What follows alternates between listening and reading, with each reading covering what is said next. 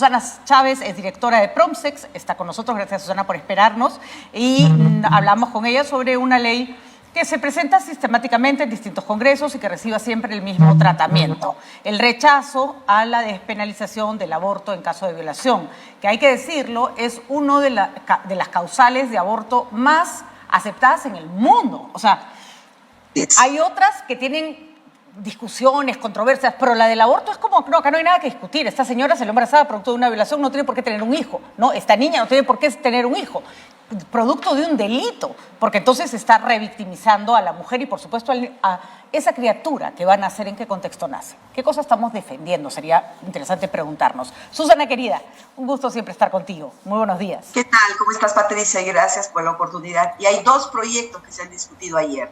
Uno, efectivamente, el de violación y el otro, derechos del concebido, como para darle el kit completo a esto de acá. Y como tú bien señalas, todos nuestros vecinos de los países que nos rodean, a nosotras, tienen justamente aborto por violación. Y Perú es el único país que no lo tiene.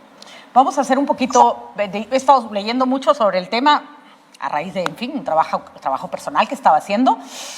Y hay discusiones muy interesantes. Lo que pasa es que yo soy muy mala para recordar las citas y no las tengo apuntadas, pero vamos a los conceptos. Leí a una articulista en el New York Times el otro día que señalaba una cosa bien interesante y era ¿desde cuándo nos importa la vida? ¿Desde cuándo hemos decidido determinar que es vida algo tan pronto? Y acá no quiero entrar en la discusión que si a los 2 días, al minuto o a las 3 semanas es vida, no vida, porque es una discusión bizantina. Pero la gente que te dice eso es biológico no sabe, por ejemplo, que la Iglesia no consideraba al feto vida hasta hace unos años. No te estoy hablando más de 100. Y que la decisión de considerar que eso tiene iguales derechos, o sea, en realidad nadie se da cuenta del atentado de derechos que hay contra la mujer, el decir que un embrión tiene más derechos que una mujer que respira, vive, camina, tiene una vida, tiene hijos, probablemente, familia. Es increíble, un conjunto de células, porque discúlpenme, es un conjunto de células que hemos decidido que es vida y que no se puede tocar, tiene más derechos que una persona que camina por el mundo. O sea, sí, efectivamente. Y además, bajo ese principio, fíjate, nosotros no podríamos hablar de trasplantes de órganos, porque justamente lo que se necesita para hacer trasplante de órganos es de una persona viva y se necesita vida biológica para que, por ejemplo, un corazón pueda ser trasplantado, un hígado pueda ser trasplantado, etcétera, etcétera.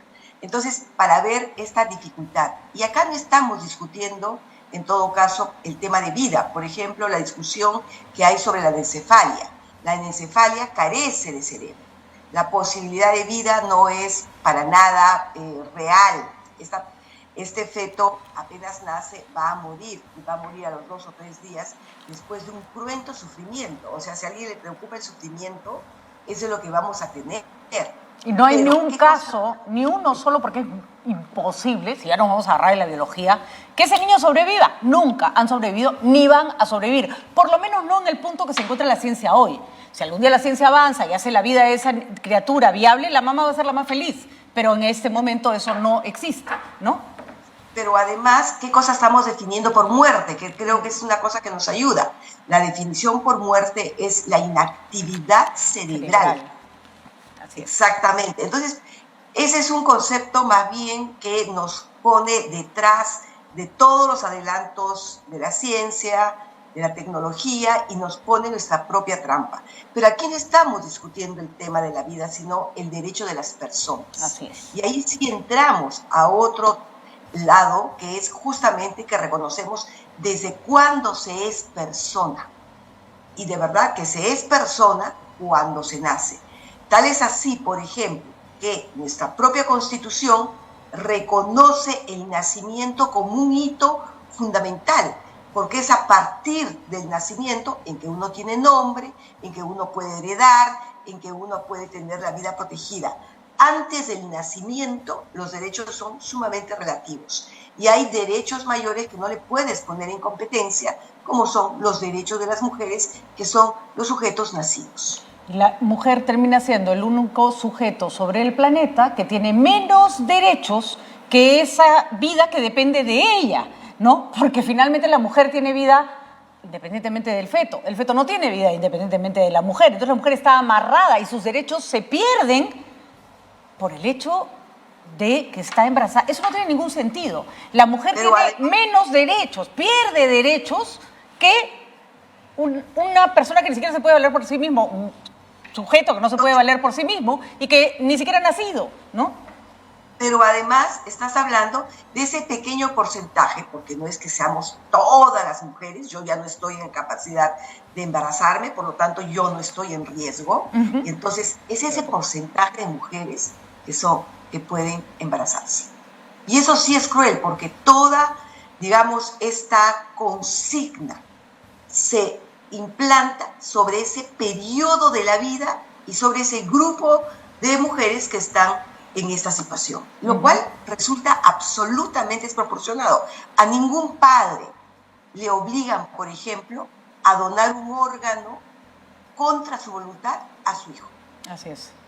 Entonces, pero a las mujeres son las únicas que las obligan a embarazarse, y aun cuando este significa un riesgo para su salud y para su vida. Así es. Y llevar el embarazo a término, aunque se vaya a morir en el intento, porque su vida, curiosamente, vale menos. Y no se trata de hay que escoger. Entonces, ¿por qué vas a escoger tu vida en lugar de la del niño? Porque el niño no nació.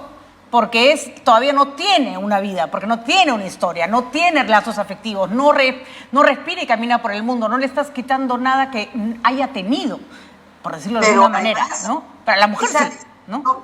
Está en ella. O sea, finalmente yo quiero decidir cuánto sacrificio quiero correr. Y si efectivamente yo quiero ese embarazo aún a costa de mi propia vida, esa es su decisión. Pero lo que no se puede obligar es la heroicidad ajena. Yo no te puedo obligar, sacrifícate, porque a mí me parece que tu feto tiene más derecho que tú. Yo respeto profundamente a cualquier persona que ha pasado por un acto de agresión sexual y respeto cualquiera sea su decisión, cualquiera. No tener el niño, tenerlo y no criarlo, tenerlo y criarlo. Respeto incluso tenerlo, creer que lo iba a poder criar y después de dárselo a alguien porque no puede con la criatura. Miren, todas las opciones me parecen válidas porque no soy nadie para meterme a decir cómo una mujer tiene que superar un evento de esa naturaleza.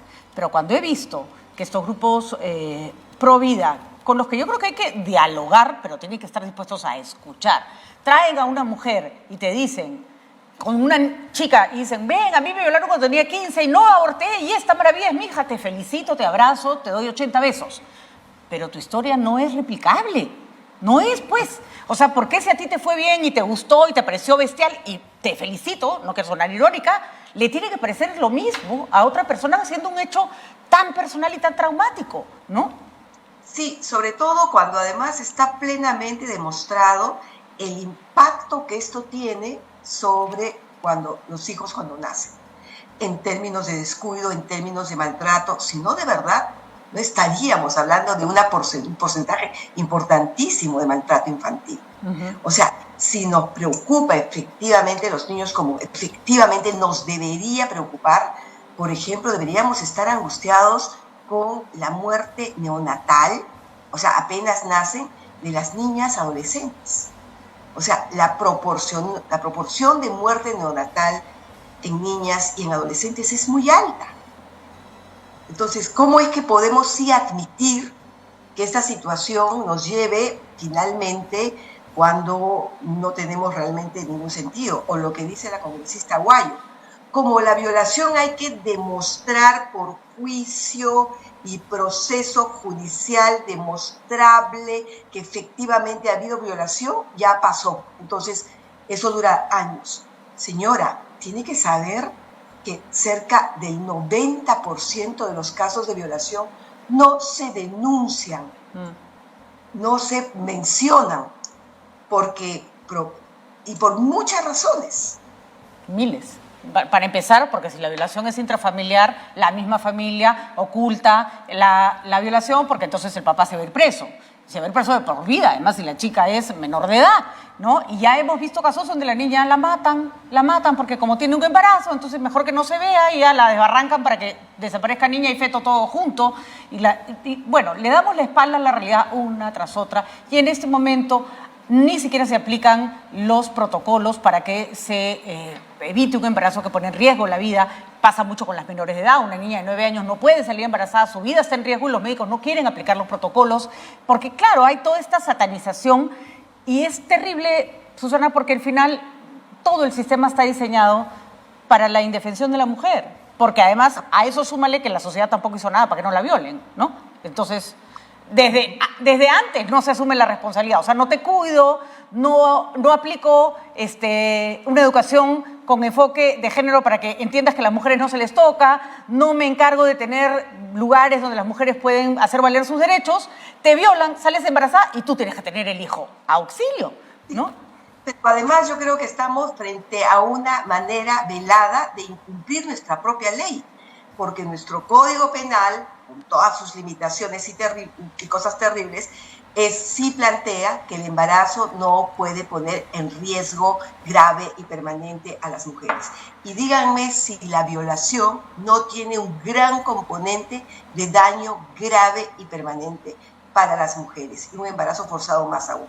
No, porque entonces, el daño psicológico pareciera ser inexistente además, ¿no? O sea, mientras te puede volver loca, te podemos dar la razón si te falla un riñón, pero si te puede volver loca, eso no nos preocupa, ¿no? Exacto, pero además esa diferenciación no lo hace la exacto, ley. La ley no la hace, ¿no? Tienen la obligación de aplicarlo. Bueno, eso no va a pasar, Susana. Qué sensación desesperante la que vivimos, porque, repito, no avanzamos en cosas elementales y nos enfrascamos en discusiones bizantinas. Yo puedo estar puedo decirle a alguien, bueno, yo no creo que podamos hablar de vida a horas de concebido, de que se da el acto, de que se junta un espermatozoide con un óvulo. No creo que podamos hablar de que eso tiene derechos. Pero olvidémonos de esa discusión. Hablemos de los derechos de la mujer que está plantada, que la tienes delante, que respira, habla, tiene una identidad. Y pregúntate hasta dónde le puedes exigir que anteponga los derechos de un no nacido con respecto a los de ella, ¿no? Sí, además, habiendo un marco legal para hacerlo. O sea, ni siquiera se necesita una interpretación. Existe un marco legal, sino que los congresistas se están sentando en ese marco legal. Y sí quiero decirte que en realidad el balance de este Congreso en relación a los derechos de las personas, derechos sexuales y reproductivos, está siendo terrible. Y sí están arrasando con cualquier marco de legalidad y de justicia que apenas podemos avanzar. Entonces, creen que, por ejemplo, esto se soluciona con cárceles, con metiendo a la gente por vida o con pena de muerte, porque ahí viene más bien esta situación tan ambivalente. Para un lado, sí, la pena de muerte, y fíjense, y el tema de aborto les parece tremendo, ¿no? Así es, y además hay que decirlo con todas sus letras. Esto me pone nerviosa porque a veces me temo que puedan ir contra eso, pero creo que no, porque todo lo que da plata es intocable. Pero los tratamientos de fertilidad se hacen con embriones en los que se ha juntado un óvulo con un espermatozoide, un médico que trabaja de fertilidad y está muy bien, fecunda 10 óvulos y le pone a la mujer máximo 2. Y los otros 8, la mujer tiene que firmar qué decide hacer con ellos. Y no siempre se congelan. Y te imaginarán que si los congelas tampoco es que vas a tener 8 hijos en tu vida, ¿no es cierto? Hay mujeres que firman para que eso sea donado para estudios, se asegura de que tenga un destino, digamos, protegido, porque tampoco se trata de que le pongan el óvulo cualquiera y que aparezcan hijos de uno por todas partes. No hay nada. Eso no está prohibido. Nadie ha dicho que la mujer ha abortado 8 hijos, porque no lo ha hecho. Nadie se preocupó de gritar que eso es una vida, un cuerpo que hay que defender. Lo mismo que la mujer tiene en el útero, lo tiene el médico en el laboratorio, pero el médico sí puede hacer con esos óvulos fecundados lo que le parezca o lo que la mujer decida, y la mujer no lo puede hacer si lo tiene metido dentro de su cuerpo. No entiendo, sí, Susana, mira, no entiendo la lógica de eso.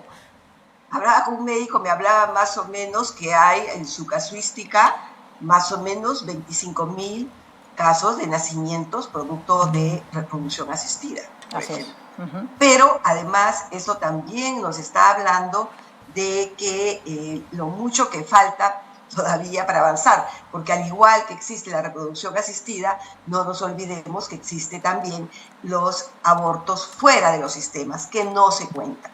Y no, es el 19% de mujeres que tienen que recurrir al aborto alguna vez en su vida. O sea, se prefiere esta situación de hipocresía en vez de efectivamente comenzar a atender a contabilizar, ayudar a las mujeres para que efectivamente usen métodos anticonceptivos o tengan un sistema sanitario que justamente las apoye, porque finalmente el aborto es un problema de salud pública. Y además acá Susana, nadie cree que sea la solución a la anticoncepción, nadie cree. O sea, yo siempre digo, el aborto es la última opción después de que otras no han sido asequibles. Hay muy pocos casos en que la mujer es 100% responsable de haberse embarazado. Normalmente hay una cadena que no solo es violación, es no tener acceso a información, es no tener acceso a métodos de anticoncepción. En otros países las chicas sexualmente activas reciben métodos anticonceptivos en los colegios. Vamos, o sea, van a la enfermería y le dicen a la enfermera de turno, tengo relaciones con mi enamorado. Y la enfermera ni siquiera le consulta a sus papás. Le dice, ¿qué estás tomando? Tal, acá tienes, toma, ¿no? Yo te lo doy. Ya está, un embarazo menos, ¿no? Pero no. Sí, pero además lo que nos está diciendo la evidencia, Patricia, que en los países donde ya se tienen varios años de instalado, por ejemplo, la despenalización del aborto, son los 5 países que han reducido el aborto. Por supuesto que sí. ¿No? Las mujeres no quieren abortar porque les parece chévere. O sea, no creen que eso sea una salida a... Es un proceso que conlleva siempre dolor. Yo siempre digo, el aborto siempre conlleva dolor porque es tu cuerpo, porque por supuesto que te gustaría concebir vida, pero no te gusta hacerlo en un momento que no estás preparada, que hay un acto de violencia de por medio, que por cierto además nadie penaliza el hecho de que los hombres muchas veces son los que producen y provocan el aborto porque abandonan a la mujer, la dejan sola, la dejan indefensa, no se quieren hacer cargo de la criatura y una chica de 16 años dice, ¿y yo qué?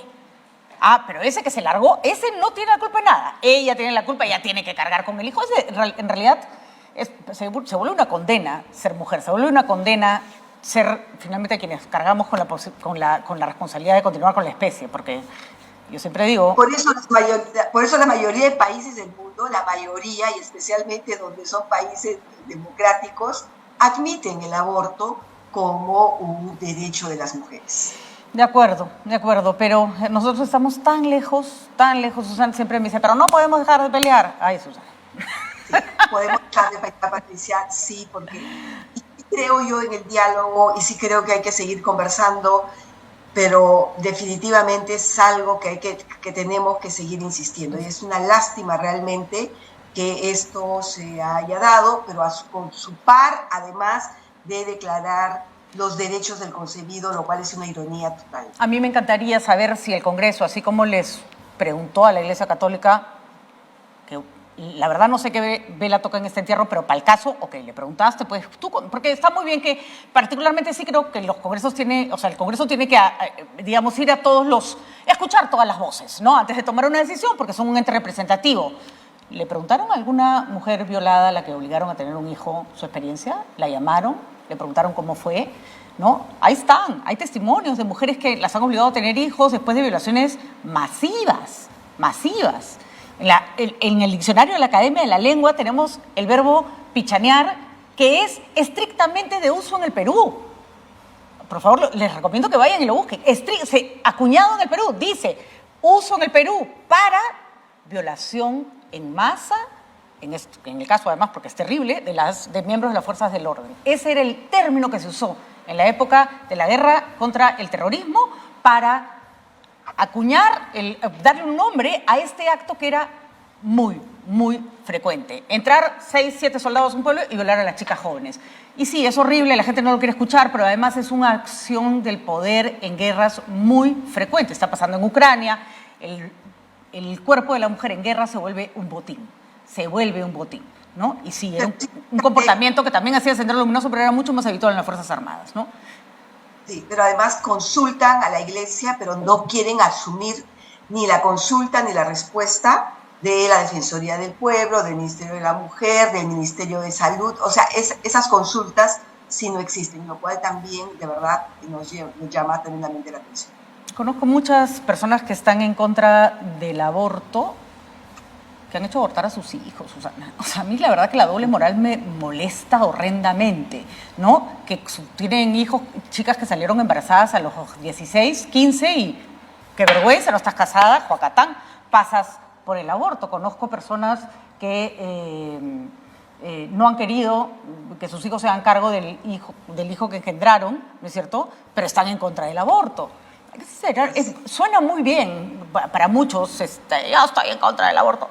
Ya, pero yo quiero verte el día que tu hija esté en esa situación. Yo quiero verte la cara cuando venga tu hija de una fiesta y te diga, me violaron entre 7, ¿no?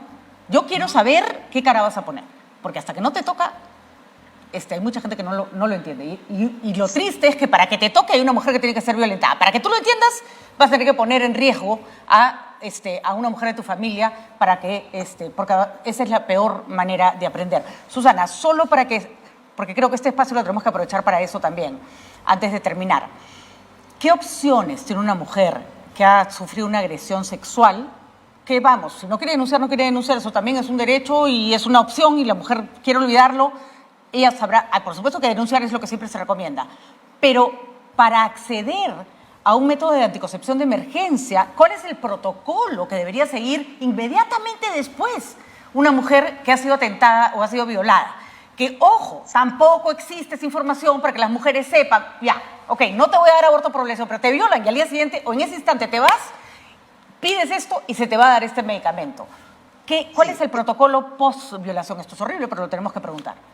Bueno, nosotros sí tenemos en el Perú el kit de emergencia y que deberían estar en los establecimientos. Es cierto que hay barreras, pero definitivamente hay que exigir desde esta plataforma y todas las que se puedan para que los kits de emergencia, que están la anticoncepción oral de emergencia, los antirretrovirales preventivos y los antibióticos preventivos para evitar ITS, infecciones, claro, estén justamente disponibles en todos los establecimientos. Es más, hasta deberían estar en las comisarías, pero no lo están.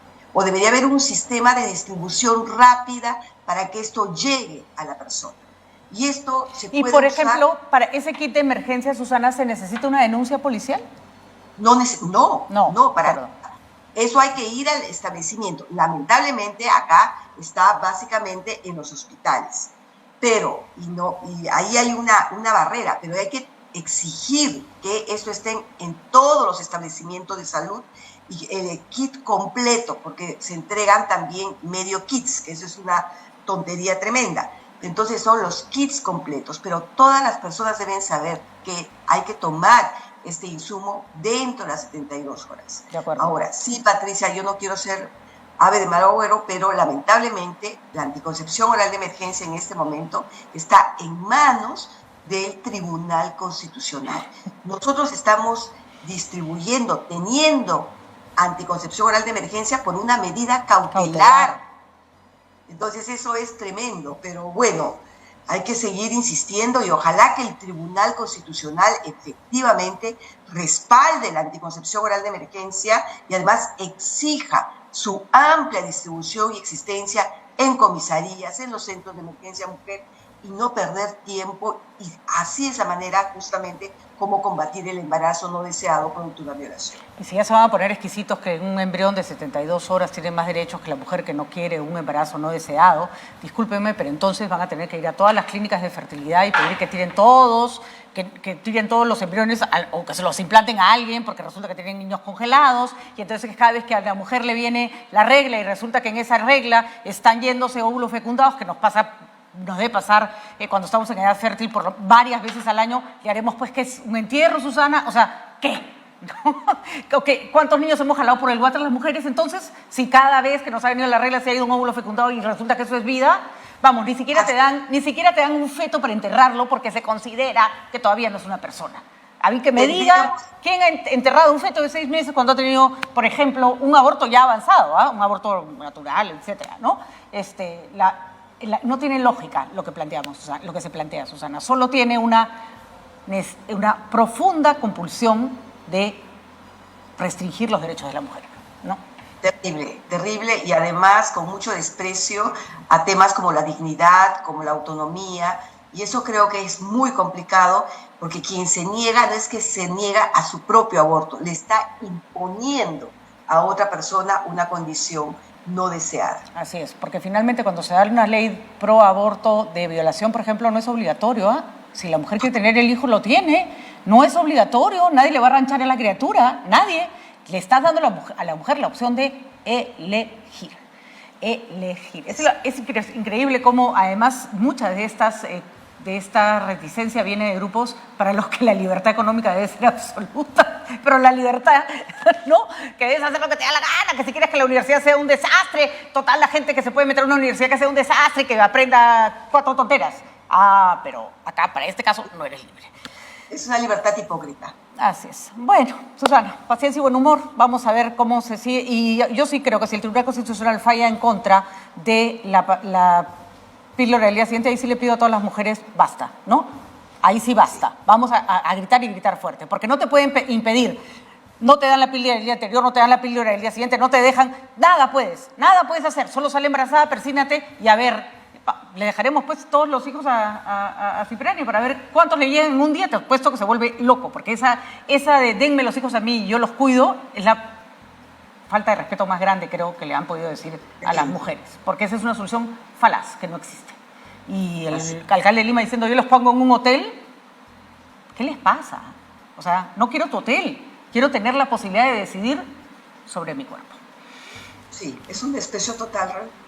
Bueno, acá seguiremos levantando la voz aunque haya gente que no nos quiere escuchar y sí, cuando dicen no es objetiva, no. Los periodistas no tenemos por qué ser, pero la objetividad no existe como tal y tenemos derecho a abrazar determinadas causas y hacerlo explícito. Ustedes ya saben cuál es la opinión, desde este lado de la mesa hay otras opiniones. Pero no nos pidan imparcialidad frente a temas en que es, para mí, un deber moral tomar una posición. Gracias, Susana, por haber estado con nosotros. Muchas gracias, Alicia. Ahí estamos juntas. Que tengas un muy buen día.